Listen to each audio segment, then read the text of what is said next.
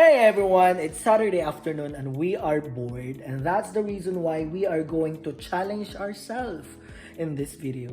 We are going to flaunt our language abilities. Yes, in other words po, magyayabang po tayo. I have here a bowl with different languages that I believe, or at least I think, I can speak or kaya natin panindigan, and I will be picking one language at a time, and then we'll be shifting to that language spontaneously without script, without editing, and let's see if we can do this.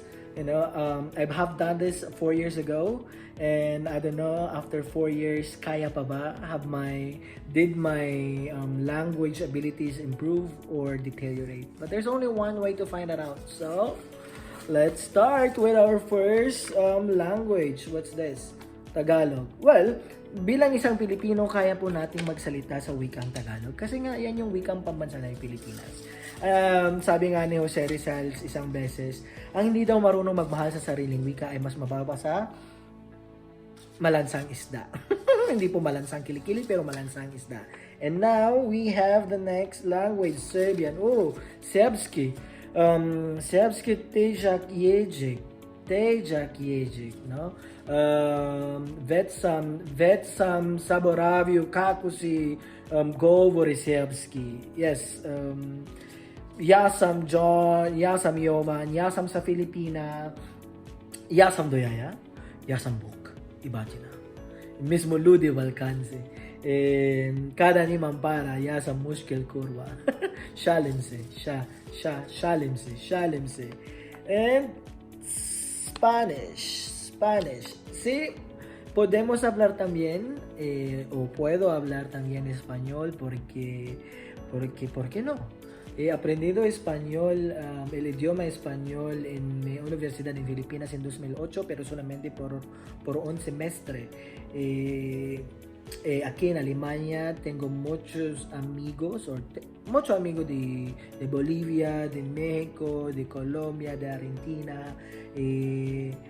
Hablan conmigo en español, y por eso he aprendido el idioma español. Y ahora tengo una pareja española.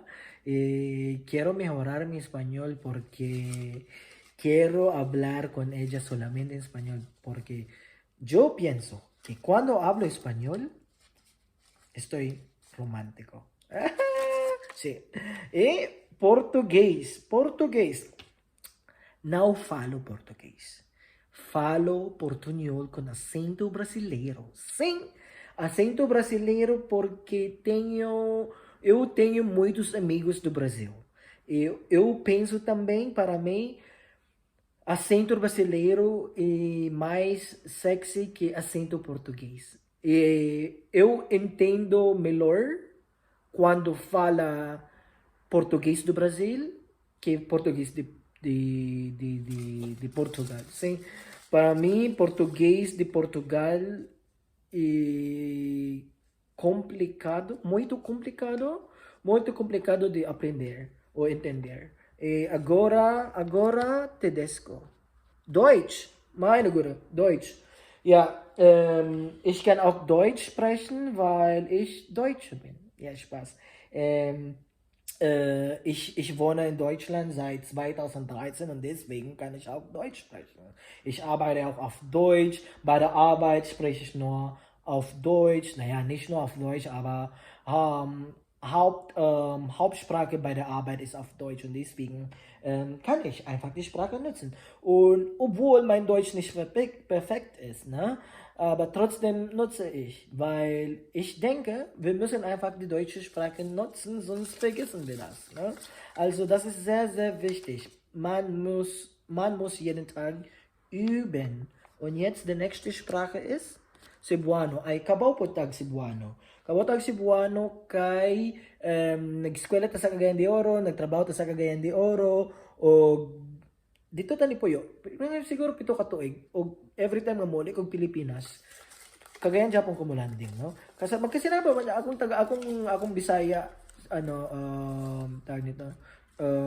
Baki ka ra Japan, pero magkasinabot man Japan, magkasinabot ra sabot na kung gatagay na mga kagwang sinabot ra Japan. Persian da, sige daw be, kaya daw na nimo na bag-o pa man nila ako natun-an. Sa man akong kaya ingon sa Persian be. Salam.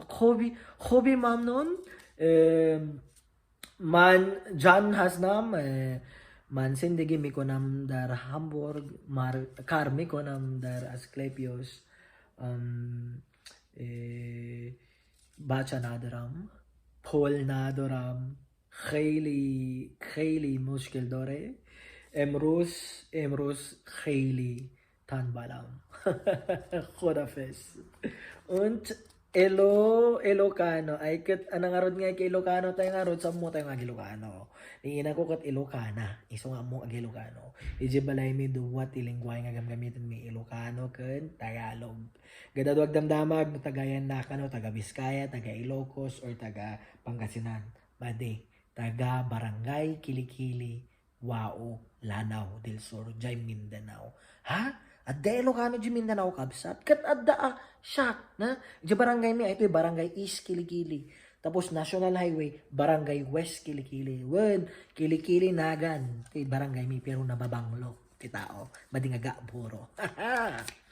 Next, kat English. Well, English language is one of the official languages in the Philippines. And that's the reason why we just speak English, you know. It's a... Philippines was a former colony of the US. If I'm not mistaken, it's from 1900 to 1946. Although we speak more American English than British English, but still we understand each other. And our education system is also in English, and that's why. So the last language now is, what's the last language? Of French. Oh là là, c'est une langue très compliquée. Ouais. J'ai appris la langue française pour 2 semestres en 2010, je pense que c'est 2010, oui.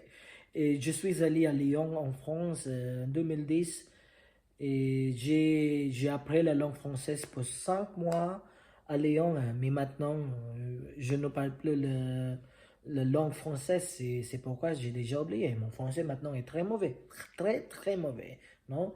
Et pour moi, la langue française est très compliquée d'apprendre. Et là, spécialement la prononciation est très compliquée. Par exemple, il y a beaucoup de lettres dans un mot, mais on ne les prononce pas. Et je ne comprends pas pourquoi, mais c'est la vie, non? C'est la langue française. Oui, so that's all. I think that's it from my side. That's the language that I can speak.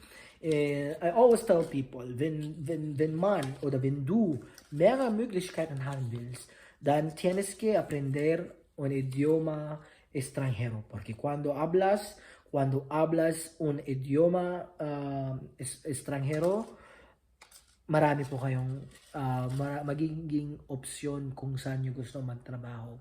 Kaya po kung kayo'y nanonood sa video kong ito, pagtuon na og foreign language ayaw sigig maritis dana, no? Kaya kung kabalo kag foreign language, adayo ti mapapanam, ado ti grasyang madawat mo.